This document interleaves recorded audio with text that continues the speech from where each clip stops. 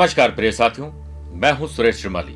Awakening मंत्रा में आप सभी का बहुत बहुत स्वागत है। आनंदित रहने की कला, ये आज की कहानी का शीर्षक है। एक राजा बहुत दिनों से विचार कर रहा था कि वो राजपाट से बड़ा दुखी हो चुका है, बड़ा परेशान रहता है और ईश्वर की खोज में जाना चाहता है। राजा ने इस बारे में बहुत सोचा और बहुत सोचने के बाद उसको बहुत सारी समस्याएं दिखी। उसका बच्चा भी छोटा था जिसके भरोसे वो राजपाट छोड़ भी नहीं सकता था। लेकिन उसने अपने गुरु से कहा कि गुरुदेव, मुझे कोई रास्ता दिखाएं। मैं किसी योग्य व्यक्ति को ढूंढ रहा हूं जो इस राजपाट को संभाल ले और मैं इससे मुक्त होकर आध्यात्म की खोज में चला जाऊं। गुरु ने कहा कि राज्य की बागडोर मेरे हाथों में क्यों नहीं दे देते।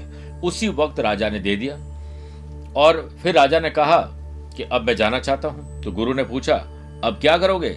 राजा बोले कि मैं राज्य के खजाने से थोड़ा सा धन लूंगा और बाकी की जिंदगी आध्यात्मिकता में गुजर बसर कर लूंगा। तो गुरु ने कहा कि अब वो खजाना तुम्हारा नहीं है, वो खजाना अब मेरा है, क्योंकि मैं अब राजा हूं। मैं तुम्हें एक पैसा भी नहीं दे सकता हूं। राजा बोला, ठीक है, फिर मैं कहीं छोटी मोटी नौकरी कर लूंगा।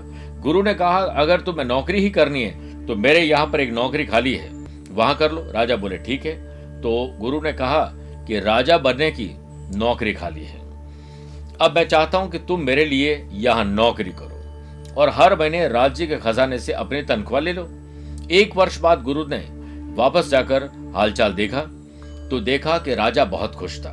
अब तो दोनों ही काम हो रहे थे, आध्यात्मिकता में भी लीन था और कोई चिंता नहीं थी, क्योंकि सब कुछ उसने अपने गुरु पर छोड़ रखा था और अपनी नौकरी कर रहा था। जिस तरह 10 to 5 की नौकरी कुछ लोग करते हैं, वह 10 बजे से पहले नौकरी की चिंता नहीं करते और 5 बजे के बाद नहीं करते, ऐसा ही राजा ने किया। इसी तरह हम भी अपने जीवन में अपना दृष्टिकोण बदलें, मालिक बनकर नहीं बल्कि सेवक और नौकर बनकर अगर अपने जीवन को जिएंगे तो ईश्वर, आप ये समझ लीजिए कि मालिक तो ईश्वर ही है। वैसे भी मैं ईश्वर की नौकरी कर रहा हूं, अब ईश्वर ही जाने, सब कुछ उन पर छोड़ दीजिए। फिर देखिएगा अभी इसी वक्त आपको हल्कापन महसूस होगा और सिर्फ अपने काम को करते जाइए। मुश्किल है लेकिन असंभव नहीं है। आज के लिए इतना ही। प्यार भरा नमस्कार और बहुत बहुत आशीर्वाद।